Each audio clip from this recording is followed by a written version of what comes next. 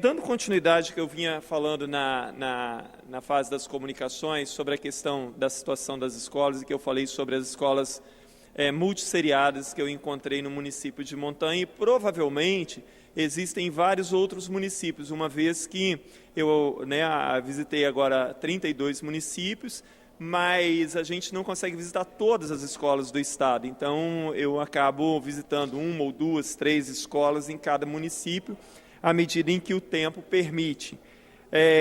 E como eu falei anteriormente, no final da minha fala, nós temos que dotar as escolas de infraestrutura mínima de funcionamento. Então, você ter uma série em cada sala é o elementar do elementar na educação, Daí a gente pensar numa sala decente, com uma infraestrutura em termos de tecnologia, de energia, de laboratório, de auditório, de quadras de esportes. E eu fico pensando, assim, hoje a gente tem falado muito sobre responsabilidade social. As empresas e grandes empresários que atuam no estado poderiam criar um programa, por exemplo, adote uma escola, As grandes empresas poderiam adotar até mais do que uma. E aí contribuir para ajudar o estado infraestruturar essas escolas. Por exemplo, hoje nós temos, nessa questão do projeto Escola Viva, que o Espírito Santo em Ação, que ali é uma ONG que reúne as maiores empresas e empresários do estado, seria o parceiro econômico do estado nesse projeto.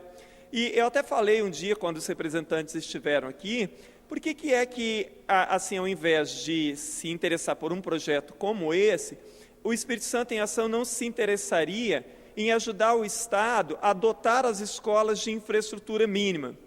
Por exemplo, lá em Conceição da Barra, a única escola de ensino médio do estado que tem na cidade, ela tem um espaço enorme. O deputado Freitas, que conhece muito bem, as pessoas falam do senhor lá, tem um espaço gigantesco. Daria para construir assim, o auditório, um ginásio de esporte, uma quantidade de salas imensas. E, no entanto, não tem nem quadra de esporte.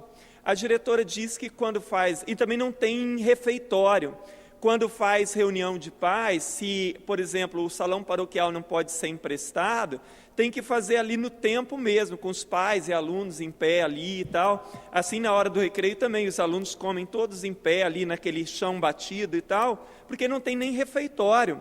Então, não seria interessante que as empresas se interessassem, por exemplo, olha, vamos construir, então, ajudar essa escola a construir um ginásio de esporte, uma biblioteca, um laboratório, enfim, aquilo que é o elementar, Uma parte, Então, isso é que eu tenho dito o tempo inteiro, a infraestrutura mínima que as escolas carecem e que não tem. Pois não, deputado Freitas? Eu quero endossar a sua fala, eu quero reconhecer, deputado Sérgio Majeski, o importante trabalho que Vossa Excelência, enquanto deputado dessa Assembleia, vem cumprindo bem o seu papel enquanto agente fiscalizador e tem sido um abnegado deputado, um abnegado parlamentar, desprovido dos dias de sábado, de domingo, de feriado. Vossa Excelência tem andado esse estado nesse primeiro semestre de mandato e a gente tem acompanhado. Eu tive a oportunidade de estar presente em 2 audiências públicas propostas por Vossa Excelência, e quando Vossa Excelência fala da Escola Joaquim Fonseca, em Conceição da Barra, eu sinto necessidade de lhe apartear, parabenizar pela visita lá em Conceição da Barra. E preciso lhe informar, e Vossa Excelência deve ter identificado na sua visita, aquela escola, ela passou por reforma necessária, e o que foi possível fazer de reforma naquela escola por agora. O telhado estava caindo em cima dos alunos. Chuva caía muito mais dentro das salas do que fora das salas de aula. Então foi reformado todo o telhado daquela escola, foi reformado toda a parte elétrica daquela escola, a parte hidráulica ali, teve uma reforma importante no governo passado. Agora, existe um projeto, existe uma doação de terreno por parte do município de Conceição da Barra para a construção de uma nova escola, e eu acredito que existe até projeto na SEDU de uma escola moderna, porque, como Vossa Excelência disse, na sede do município de Conceição da Barra é a única escola do estado que tem lá e precisa sim de uma escola nova. Parabéns pelo trabalho, deputado. Obrigado. Só complementando, com certeza, deputado Guerino, só complementando, essa escola, eles estão, assim, e aí aqui no meu papel também de presidente da Comissão de Ciência e Tecnologia, eles estão, todos os computadores da escola queimaram por causa de uma pane que aconteceu. Então, há 6 meses que todos os computadores foram levados e até agora não retornaram. E ainda a diretora disse que eles estão precisando de pelo menos 200 carteiras lá agora, também para dar suporte à necessidade dos alunos. Pois não, deputado Guerino. Obrigado, deputado Sérgio. Eu já falei algumas vezes da importância desse trabalho que o senhor tem feito em percorrer o Estado e trazendo as demandas com relação à infraestrutura na rede escolar. Me lembro bem nos governos anteriores do Paulo Artung e sua equipe, eu estava na presidência e tive a oportunidade aqui como presidente da casa e várias inaugurações de escolas que eu considero até modernas. No município de Linhares, nós tivemos, há 4, 5 anos atrás, a reestruturação do Bartovino Costa, que é um projeto de escola que abriga a possibilidade de termos uma escola em tempo integral. Como o Colégio Estadual Emir de Macedo Gomes está se tornando um cartão postal de Linhares e logo, logo ficará pronto e será entregue àquela comunidade. Assim como também, quando a gente vai no interior de Soretama, lá na região do Juncado, a gente encontra a escola Canto Portinari, com essas qualidades de estrutura física que o senhor tanto tem lutado aqui nesta casa. E conheço bem o espaço da Barra, tem toda a razão, é um belo espaço na região central e que dá para desenvolver um belo projeto que atenderá aquela comunidade e vai de encontro ao desejo do senhor e ao desejo da toda a classe estudantil e, por que não dizer, dos profissionais de educação também. Parabéns. Obrigado. Então,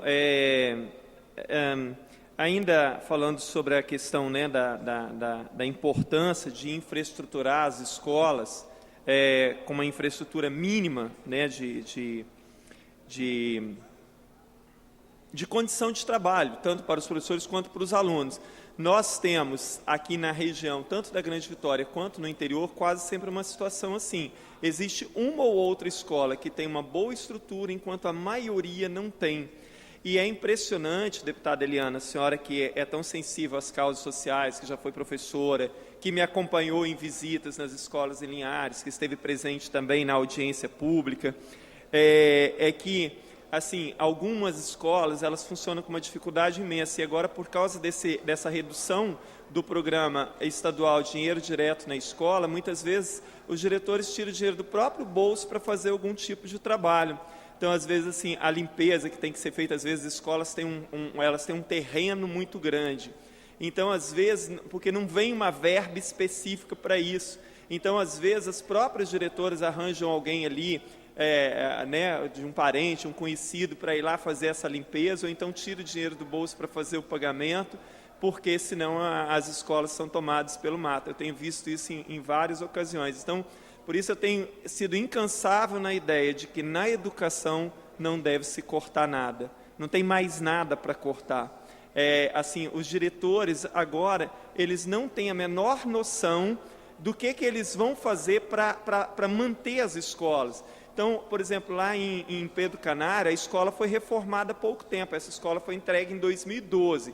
E está muito bonita a escola, e é grande, é uma das poucas que eu visitei que tem uma infraestrutura, tem um ginásio de esporte muito bom, mas o diretor me disse, olha, com o dinheiro que eu recebi do plano estadual Dinheiro Direto na Escola, eu não sei como vou conseguir fazer manutenção, porque a escola está em um bom estado, mas é preciso dinheiro para manter uma estrutura daquela, né?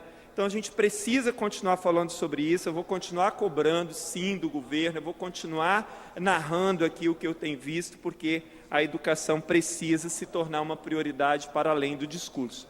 Muito obrigado, senhor presidente.